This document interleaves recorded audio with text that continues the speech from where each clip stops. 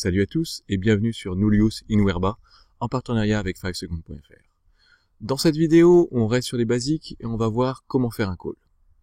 Pour cela, on va voir quelles sont les 3 informations nécessaires pour faire un call, quels que sont les unsignal et les verbal cues, et enfin, on verra les différents types de coups de sifflet.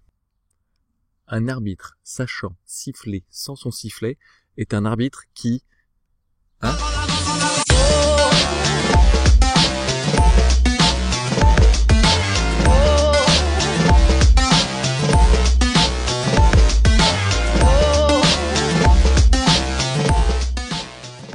Avant de donner une pénalité, on va bien s'assurer d'abord qu'il y a une pénalité.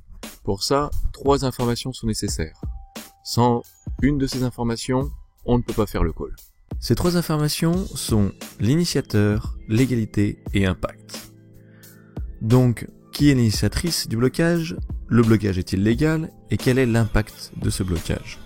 Si on voit la chose du côté temporel, c'est qu'est-ce qui se passe avant, pendant et après le blocage.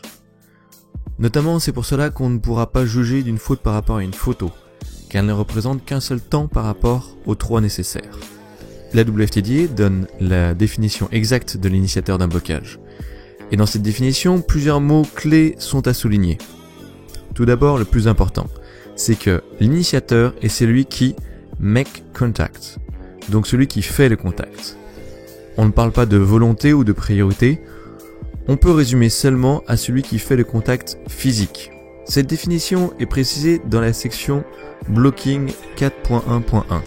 qui dit qu'un blocage concerne tout contact physique fait à un adversaire et tout mouvement ou positionnement du corps de quelqu'un pour gêner la vitesse ou le mouvement du dit adversaire. C'est donc un fait observable et qui laisse peu d'interprétation.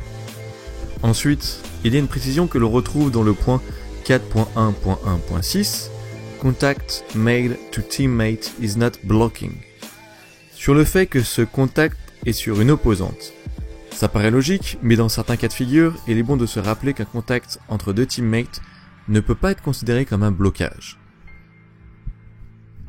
Et enfin, ce qui sera notre lien avec la deuxième information, c'est la précision que l'initiateur du blocage est toujours responsable de la légalité de ce contact.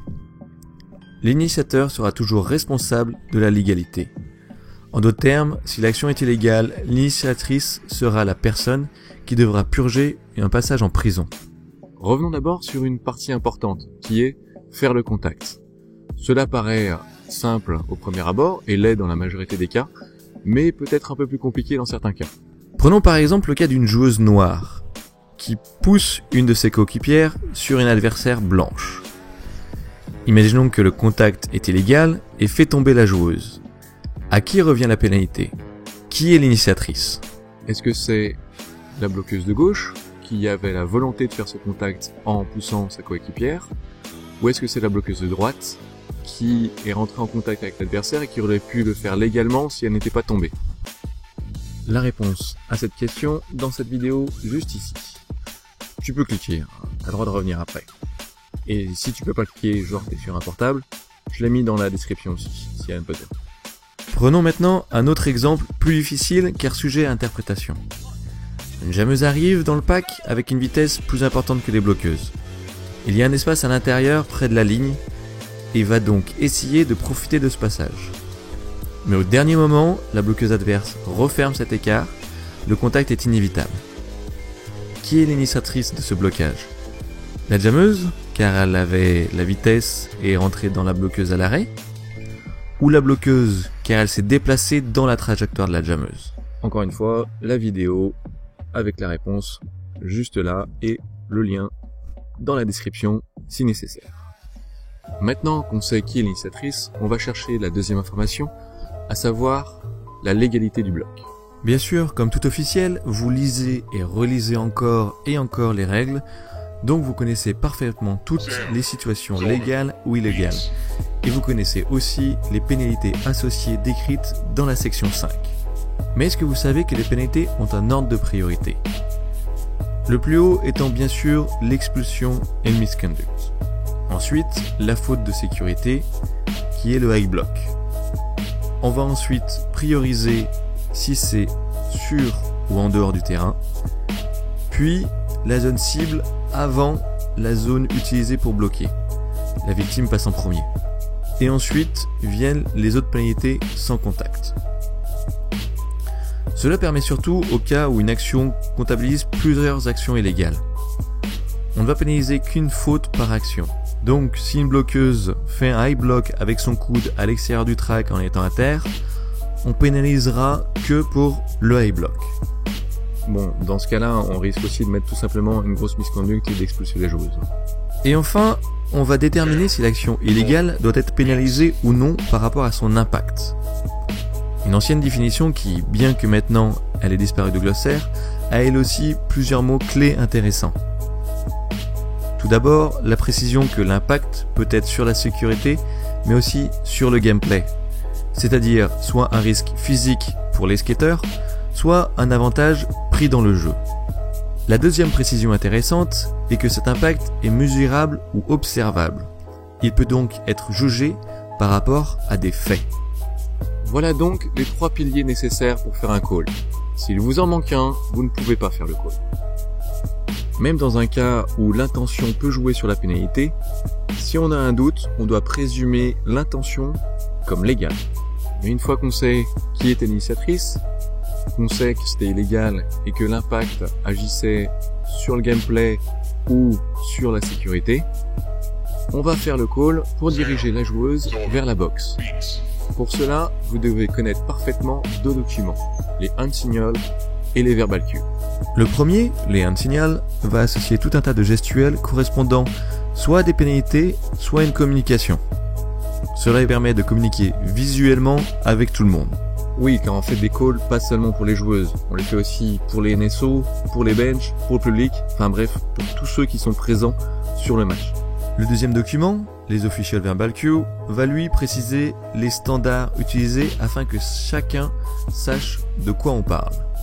Là aussi, le call doit être clair, fort mais sans crier, et neutre dans son intention. On n'est pas là pour les engueuler, on est juste là pour les prévenir qu'elles ont fait une pénalité et donc qu'elles doivent sortir du track pour aller purger leurs 30 secondes en penalty box. Le call d'une pénalité aura toujours la même construction. Un coup de sifflet, la couleur de l'équipe, le numéro de la joueuse, la pénalité avec son hand signal et enfin le hand signal pour lui indiquer que c'est une pénalité et qu'elle doit aller en box.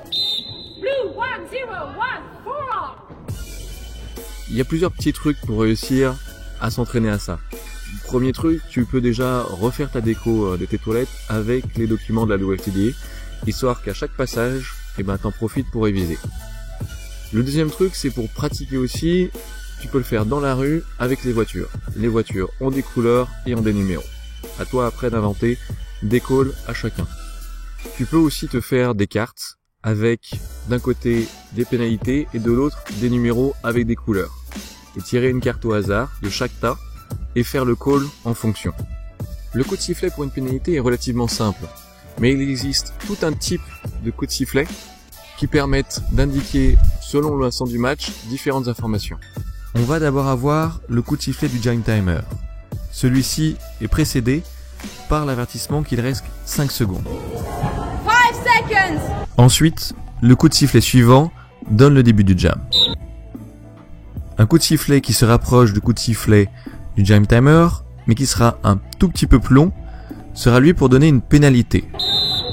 On va avoir le coup de sifflet que seuls les jammers F donnent, et qui est 2 coups courts pour annoncer le lead de leur jammeuse.